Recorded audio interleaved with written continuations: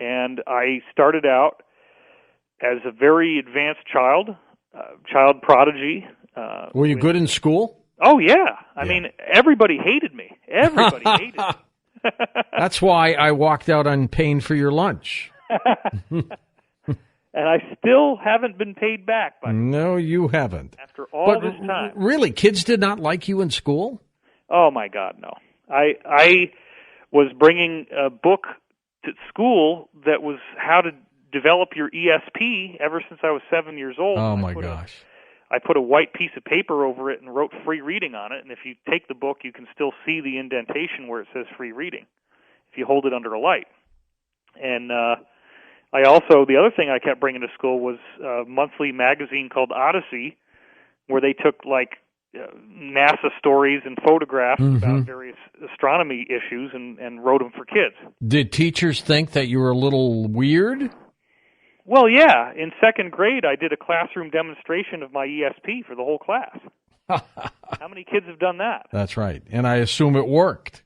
Yeah, I had a psychic club. I talk about this in the book, where the kids, I had a group of like, I forget how many exactly. I think there was 4 kids, maybe 5, and I'm not going to say their names, but I definitely remember who they are.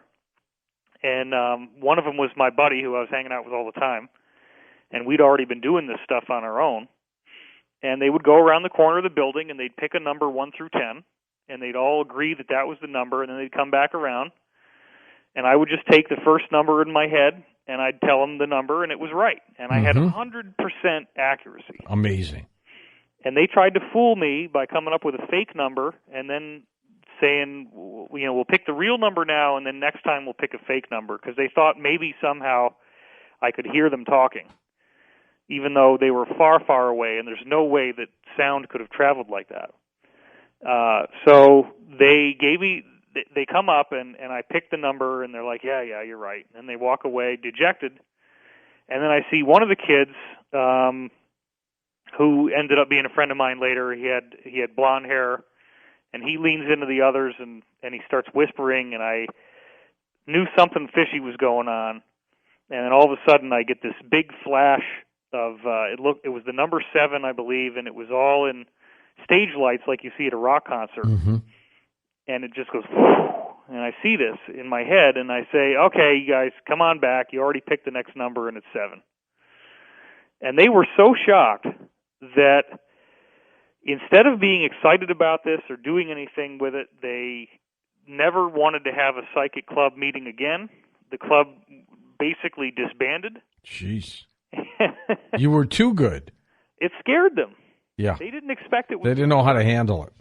And then my closest buddy, Eric, and I use his name in the book, you know, his parents were fundamentalist Christian, and they quickly ended up not wanting him to do anything with me either. We continued to stay friends, but we didn't do our psychic stuff anymore. Did they think you were like a devil worshiper or something? Yeah, absolutely. Yeah. But what I had done is I'd seen this HBO documentary on Nostradamus and said, well, heck, you know, if this guy could do it, you know, he's a human being, then ostensibly other human beings could do this as well. And if I can do it, then maybe if I keep practicing, I'll get to the point where I could be like Nostradamus, and maybe I'll be able to help stop a war. And, you know, these tools might be useful. So why would I want to hog this? I want to teach other people how to be psychic so that we have a better chance of avoiding a nuclear war. And that was my plan, but none of the kids wanted to learn. They were too scared of it. All right, let's go to the calls international line. Jillian in Markham, Ontario in Canada. Hi, Jill. Go ahead. Hi. So great to talk to you and David. Great. Thanks, Jillian. Yes. I'm wondering how we can help the ascension. I have friends that are going on raw vegan diets, and they say they're getting incredible amount of abilities because of this, cleaning out their body. And if you've heard of this. Yeah, I did the vegan diet for 7 years, and I ultimately had to let go of it. I think that's a very important step in the right direction. My diet now would be considered paleo, and there are going to be whole groups of people that are up in arms when I say that, because veganism is like a religion. But I want to point out that the reason why you get such a payoff from doing it is that there are all these, what they actually call, and this is from guys that were in the Illuminati acting as whistleblowers who told me this, there are several different things in our regular food supply that they call weapons systems.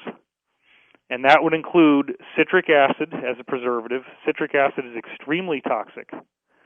If you have it in its raw form, it has to be considered a hazardous material. Refined sugar, which is in so many things, all the corn syrup and all that stuff. MSG, which can show up as hydrolyzed soy protein, monosodium, all this kind of stuff. Then also, I don't know, there's so many. Wheat, you just can't eat wheat at all. It's very bad. Of course, corn is genetically modified. Dairy is really bad. So when vegans go vegan, they don't have dairy anymore. You're not getting all the growth hormones and all the weird stuff that they inject into the cows these days. So yeah, that diet will help you. What I do is I have a diet that has ethical meat blended back into it, but it has to be very high quality, where the animals are treated well, they're not put into any type of uncomfortable conditions. And so that makes my choices very limited. So my diet is still predominantly like a vegan, but I also use very high-quality protein sources at times. Have you always watched what you eat? No. I was very overweight from about 5th grade up until maybe the end of 10th grade. Really? Yeah, and that story of my weight loss and how I got over that when I was 16 years old is in the book. Yeah. Were you chubby overweight? Oh, yeah. No, I weighed 225 pounds at 5'9". Jeez. So, and that was not any healthy. No, you weren't on the football team, were you? I had the moobs and the spare tire and all that. Oh my gosh. A heavy kid. And you've done your metamorphosis, David. Back in those days, nobody else was, and so I was the fat kid, and I got bullied and teased mercilessly for it. David, ascension. Tell me what you mean by that, ascension. Well, I think this is really the focal point of the whole discussion. That's why I called the book The Ascension Mysteries. There's different takes on it, and I don't really push a particular interpretation on my reader, but I do offer perspective on what these teachings tell us. And in the other two books, I really kind of focused on more of a gradual scenario, whereas in this book, I focus a lot more on the data pointing towards a spontaneous scenario. And by spontaneous, I mean, if you're ready for it, you end up transforming into a higher level of human evolution. And the prophecies suggest that it may not happen immediately, but that within a reasonable time, that we will be able to have things like telekinesis and teleportation just with the power of the mind, telepathy, all these really astonishing abilities that would normally be seen as only the purview of masters and yogis and saints. They become things that we all can do. And that's a very exciting future. The universe isn't going to give you these gifts if you're not responsible enough to be able to handle them. And I think that's the key, is we all have to grow up and learn not to war with each other and fight with each other. And the seeming powerlessness that we have over these geopolitical events on the global stage ultimately inspire us to change on the personal level, and that's where it really counts. That's where the ascension process really happens. It's not something that you just sit around waiting to see. It's very much a daily, active, transformative process involving engaging in your own spiritual work and doing the hard work of learning to love and accept others and forgive them for the things that they're doing, because it's a very challenging, ongoing process. And, of course, Jesus ascended as well. So is there some similarities there? Well, if you look at the Casey readings, since you brought it up already, he described his readings, which seem to be coming from a very high source, described Jesus as our elder brother, and that they also say Jesus is the pattern. And what they mean is, and there is actually one quote in the Bible that wasn't sanitized where Jesus says, and it's John 14:12, where Jesus says, "As I do these things," meaning the miracles, so will you do these things and greater things.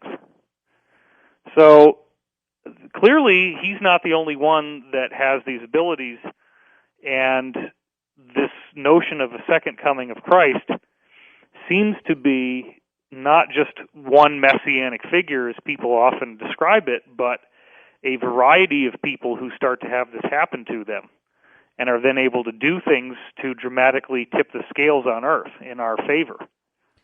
What do you think of end times prophecy, David? I think it's very reflective of realities that we're already seeing.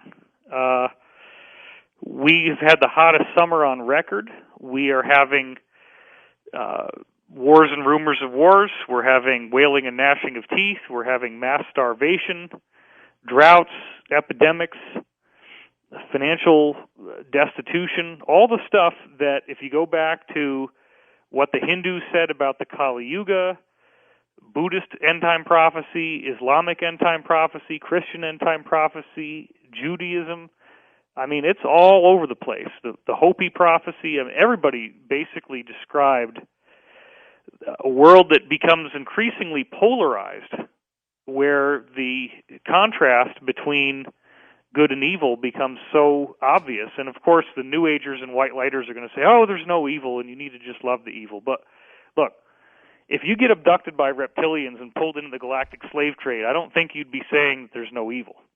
No. So, no.